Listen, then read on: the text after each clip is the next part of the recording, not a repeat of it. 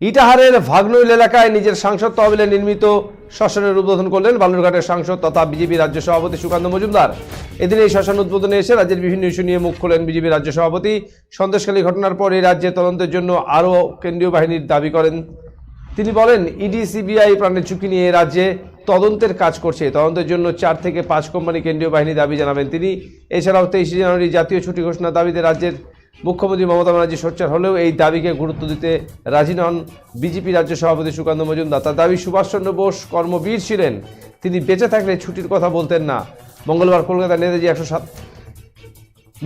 কলকাতায় নেতাজি জন্মবার্ষিকী উপলক্ষে বক্তব্য রাখতে গিয়ে মুখ্যমন্ত্রী কেন্দ্রীয় সরকারের বিরুদ্ধে ক্ষোভ প্রকাশ করেন। মুখ্যমন্ত্রী জানান, দীর্ঘ 20 বছর আন্দোলনের পরও কেন্দ্রীয় সরকারের 23 জানুয়ারি জাতীয় ছুটি ঘোষণা করল না।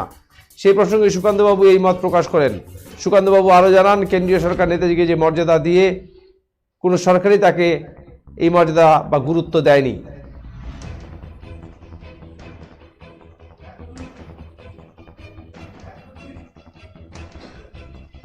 বহুদিনের আমাদের দাবি ছিল যে এখানে আমার কাছে দাবি করেছিল যে একটি শ্মশান তৈরি হওয়ার জন্য আমি এমপি ল্যাড থেকে প্রায় 4,99,000 টাকা দিয়ে এই শ্মশান চুল্লি এবং তার সাথে ঘর নির্মিত হয়েছে। এর ফলে শ্মশান যাত্রীরা উপকৃত হবে এবং এই এলাকার মানুষ এর আগে দেখলেন উন্মুক্ত জায়গায় মরা দাহ করার বা শব দাহ করার ব্যবস্থা ছিল, কিন্তু এই ছাদ হয়ে যাওয়ার ফলে তারা মাথার উপরে বৃষ্টি বাদলের দিনেও এরপরে এখানকার মানুষ আশেপাশে 2-3টে গ্রামের মানুষ উপকৃত হবেন এবং তারা শবদেহ দাহ করতে পারবেন। হাইকোর্টের নির্দেশে 24 ঘন্টার মধ্যেই শেখ সিরাজউদ্দিনকে এসএসসি পদ থেকে সরিয়ে দিল রাজ্য সরকার। হাইকোর্ট ধরা পড়েছে যে চুরি চামারি হয়েছে, তারা নিজের পরিবারের লোকদেরকে চাকরি দেওয়া থেকে শুরু করে নানা ধরনের অপকর্ম করেছে।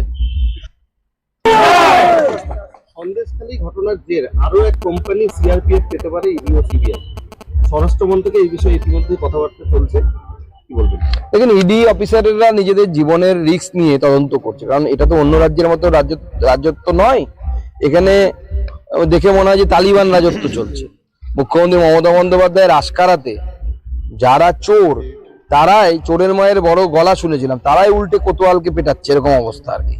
স্বাভাবিকভাবে তাদের সুরক্ষার জন্য দরকার পড়লে 1 কোম্পানি কেন 4-5 কোম্পানি সিএসএফ দেওয়া উচিত, তাদের সুরক্ষিত থাকা উচিত। আর যেভাবে কিছুদিন আগে আমরা দেখলাম যে সুজিত বসুর বাড়ির সামনে হাতে লাঠি উঁচিয়ে সিআইএসএফ টহল দিচ্ছে এলাকা, যাতে কেউ লোক জড়ো করে ওখানে ঝামেলা করতে না পারে, সেইভাবে তদন্ত হওয়া উচিত।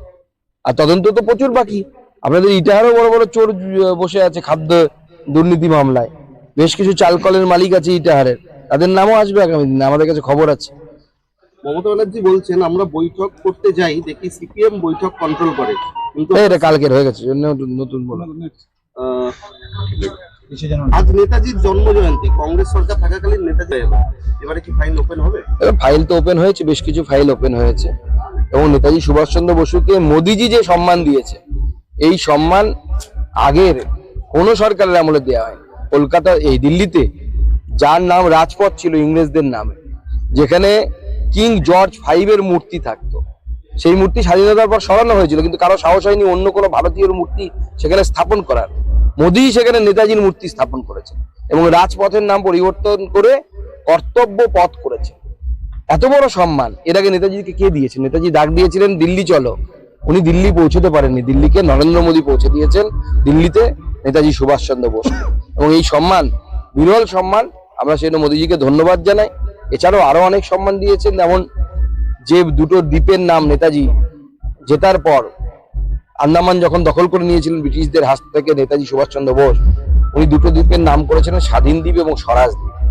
স্বাধীনতার পর কেউ সেই নামকে সরকারি মোহর দেয়নি। বর্তমানে মোদীজির সরকার সরকারিভাবে ওই 2টো দ্বীপের নাম ঘোষণা করা হয়ে গেছে যে এই 2টো দ্বীপের নাম কেন্দ্র সরকারের খাতায় স্বরাজ দ্বীপ এবং স্বাধীন দ্বীপ হিসেবে থাকবে। গতকালকে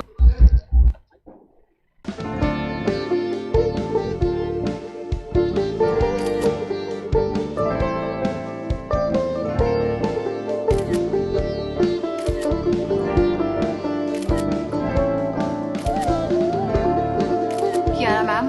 Shot ready. Just 1 second, huh?